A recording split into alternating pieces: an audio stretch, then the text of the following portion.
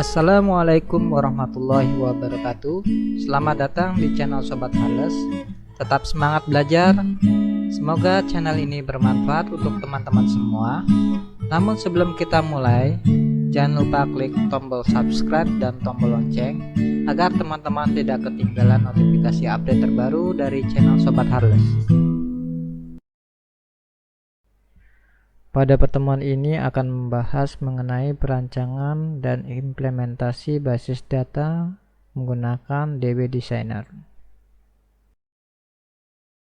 DB Designer bersifat gratis atau open source, jenis public license, copyright oleh Michael G. Giner tahun 2003. Untuk bisa menggunakan software ini diperlukan pengetahuan khusus mengenai database, khususnya MySQL.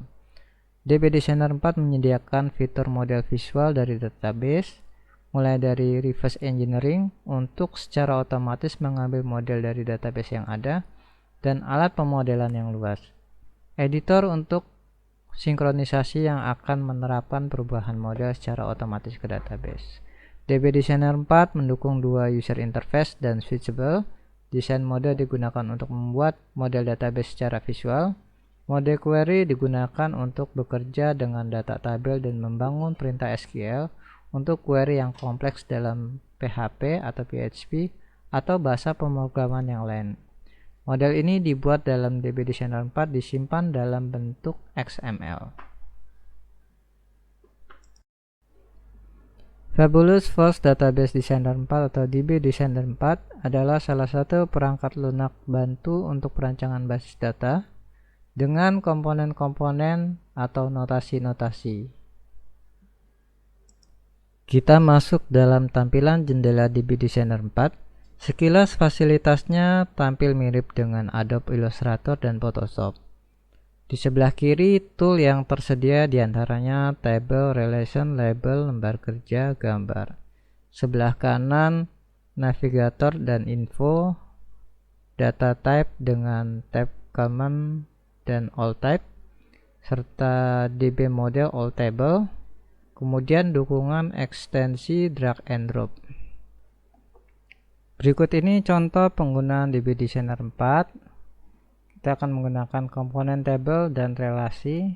Klik pada komponen table di area toolbar seperti pada gambar ini, ada lingkaran warna merah ya. Terus letakkan komponen tersebut pada page area atau area kerja, lembar kerja, sehingga muncul komponen table, judulnya table 01 di area kerja. Selanjutnya klik kanan hingga muncul menu edit object.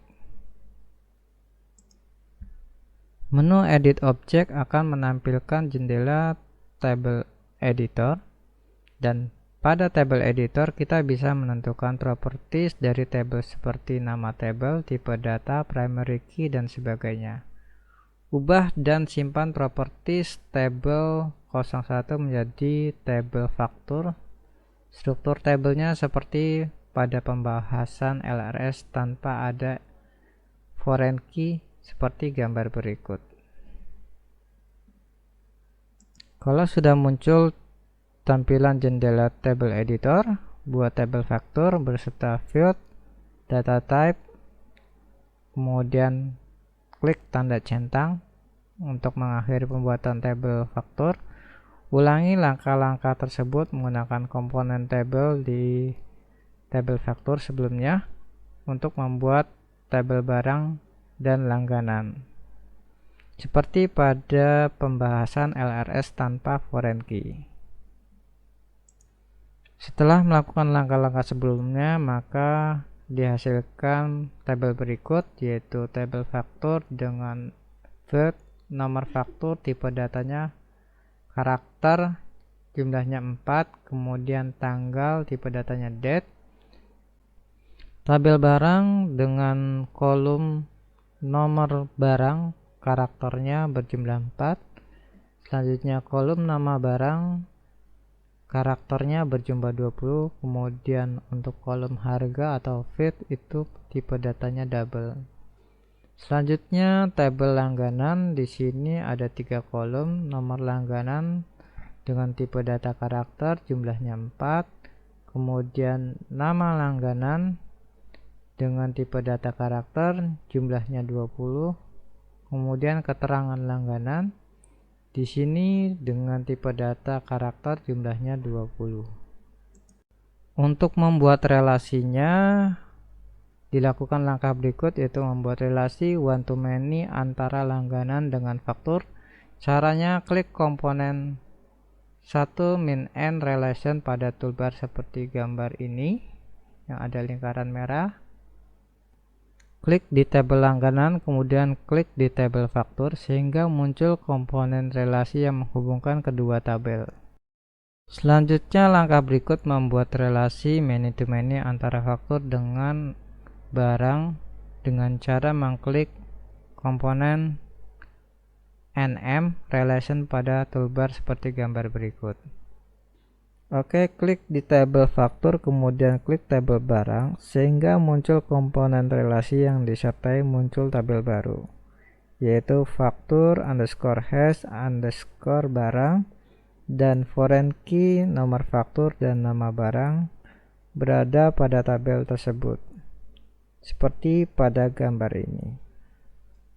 Oke, selanjutnya edit properties table faktur hash barang, yaitu dengan mengganti nama menjadi tabel transaksi dan menambah fields quantity dan harga trans sehingga menjadi seperti gambar berikut. Oke, lanjut mengekspor hasil rancangan database ke dalam database digunakan menu database synchronization. Database yang digunakan pada contoh ini adalah MySQL. Sebelum melakukan sinkronisasi, kita perlu membuat koneksi database MySQL terlebih dahulu. Jika remote connection-nya dengan root, diperbolehkan menggunakan user root. Jika tidak, maka kita butuh membuat user baru terlebih dulu. Sebagai berikut caranya bagaimana membuat user baru. Masuk ke command line client MySQL, kemudian menggunakan password root, defaultnya tanpa password. Jalankan perintah untuk membuat user baru. Apabila sudah, kemudian buat database baru dengan nama DB penjualan. Oke, lanjut mengekspor tabel hasil rancangan ke server database. Mengekspornya melalui menu database synchronization seperti gambar ini. Jika telah muncul tampilan jendela select database connection, kemudian klik new database connection. Oke, lanjut database connection editor. Di sini connection name-nya masukkan MySQL, kemudian connection setting-nya hostname localhost. Database masukkan DB penjualan, kemudian username DBO. Kalau sebelumnya membuat tanpa password, silakan masukkan tanpa password. Apabila menggunakan password, jangan lupa dimasukkan passwordnya. Selanjutnya klik OK. Setelah membuat connection, selanjutnya itu kita pilih connectionnya MySQL dengan username DBO. Jangan lupa kalau buatnya tadi menggunakan password, masukkan passwordnya. Jika tidak menggunakan password, langsung saja klik connect. Oke, masuk tampilan database synchronization. Optionnya apply change to database, centang untuk dan delete existing table, kemudian execute standard insert when creating new table, dicentang juga. Selanjutnya execute. Jika berhasil akan muncul tampilan pada progresnya, yaitu create non-existing table faktur, create non-existing table transaksi, compare kolom, tabel langganan hingga transaksi, kemudian synchronize finish. Oke, kita langsung saja praktek. Ikuti panduan berikut.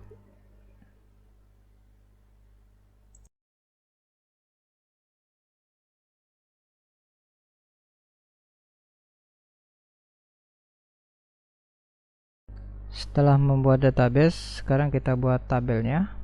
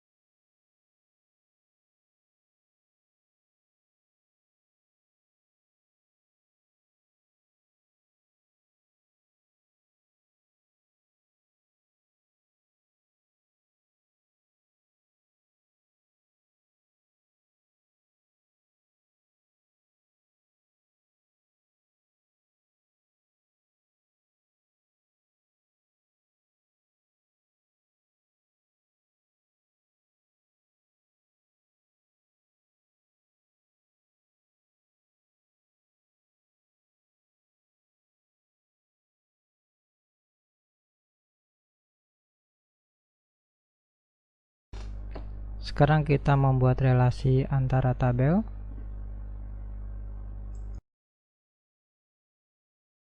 Selanjutnya menghubungkan tabel faktur dengan tabel barang.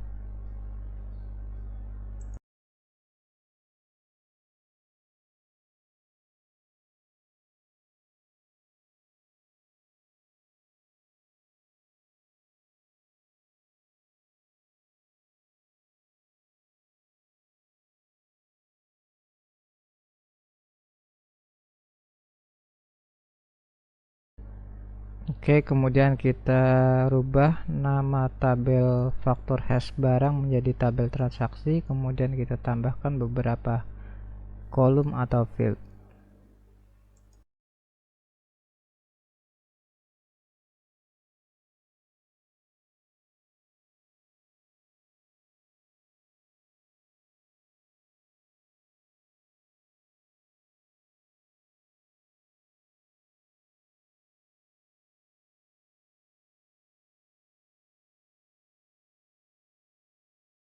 Sekarang kita hubungkan DB Designer 4 dengan database MySQL melalui koneksinya.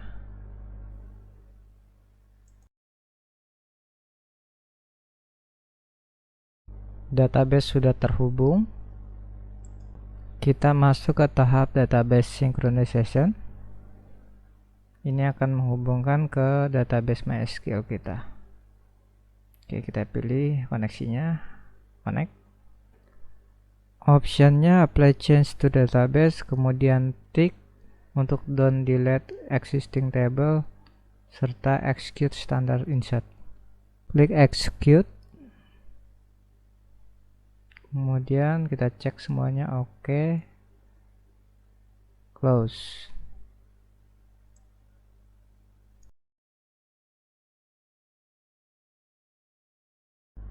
Oke, sekarang kita masuk ke command line, kita pilih DB penjualan, kemudian kita tampilkan tabel yang sudah dibuat dalam DB Designer 4. Show table, titik koma. Oke, ada 4 ya. Kita cek satu persatu.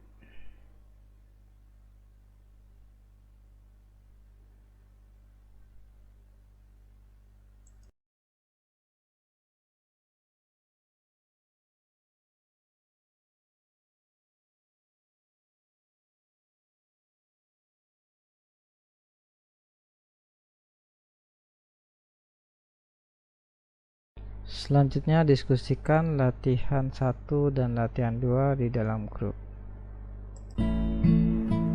Oke, selesai sudah sesi kita kali ini. Semoga bermanfaat untuk teman-teman semua. Jangan lupa klik tombol subscribe dan tombol lonceng agar teman-teman tidak ketinggalan notifikasi update terbaru dari channel Sobat Harless. Wassalamualaikum warahmatullahi wabarakatuh.